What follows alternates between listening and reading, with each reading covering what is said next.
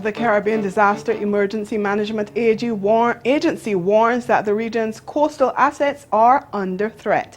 And in sport, a TNT Cricket League not backing the Cricket Board's decision to appoint an independent body to solve internal issues. I'm Dawn Paris, and this is Caribbean in 10 for Friday, September 15th.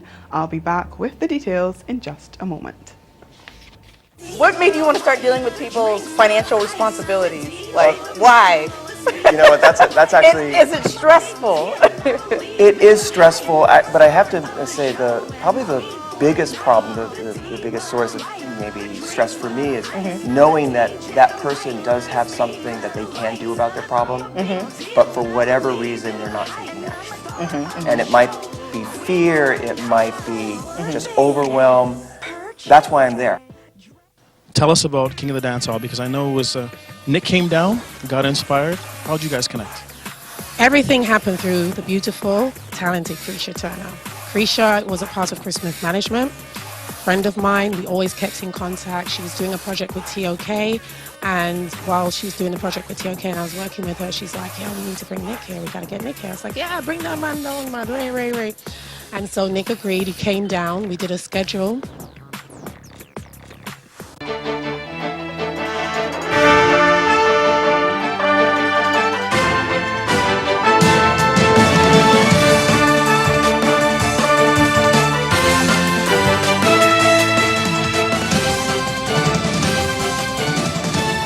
Begin with news that Ronald Jackson, head of the Caribbean Disaster Emergency Management Agency, SEDEMA, is warning that the region's coastal assets are under threat. And he says in light of the type of hurricanes like Hurricane Irma, greater attention needs to be paid to protecting those assets, especially those related to the vital tourism sector. Just back from visiting storm-ravaged Anguilla, Barbuda and the British Virgin Islands, Jackson said that was one of the main lessons for the region from the impact of the Category 5 Hurricane Irma, which was packing maximum sustained winds of 185 miles per hour when it bore down on the northern Caribbean last week. The SEDEMA boss warned that coastal communities are losing their shorelines and hotels and other built-up structures are currently exposed.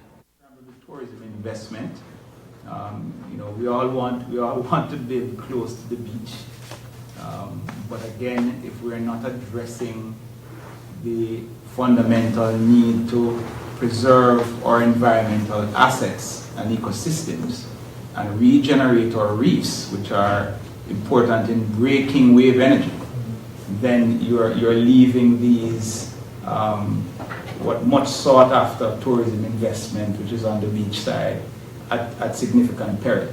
So I think that's the lesson, that if we want to take advantage of the locational opportunities that our beachfront provide us, we have to do two things. We have to look at our setback requirements to ensure that there is enough of a buffer zone between wave action and the investment itself, bearing in mind that you may be experiencing erosion over time. So you need to plan for that for 50, 60 years if you want truly sustainable investments. But also we need to look at our ecosystems.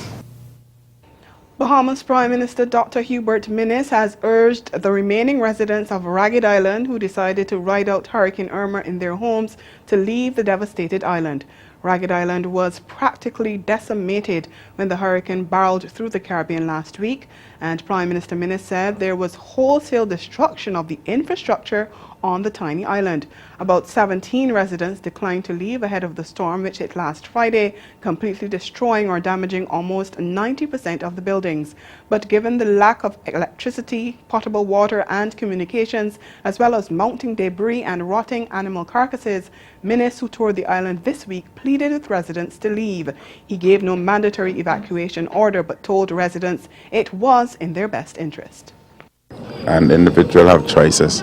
We would advise what we think are best, and they will do their assessment, and they would recognize that we are advising them to do the right thing. It's very difficult to remain in an environment that's filled with dead carcasses and stench, and it's only a matter of time before the mosquitoes start, and you have very little utility facilities. So I think the residents would do what is best.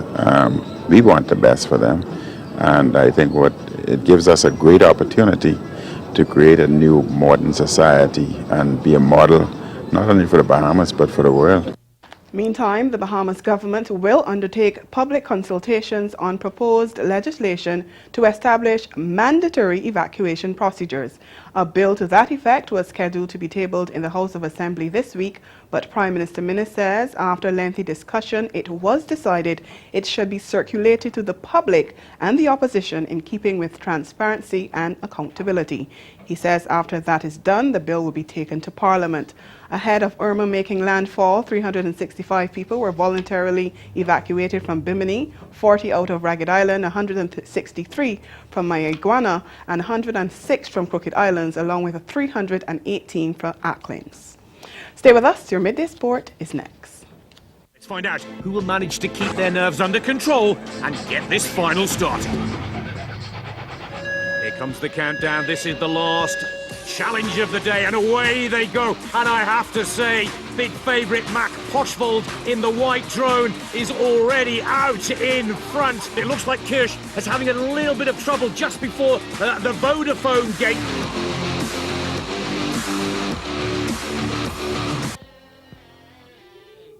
It's not always that a side would have lost the cricket series 2-1 and the final test by 9 wickets at that, and yet was being praised. But that was the case of the West Indies, which ended the test series against England at Lord's in defeat, but surely not in ignominy. And the reason might have been that before the series started, the team was dubbed no-hopers and described by pundits as the worst team from the Caribbean.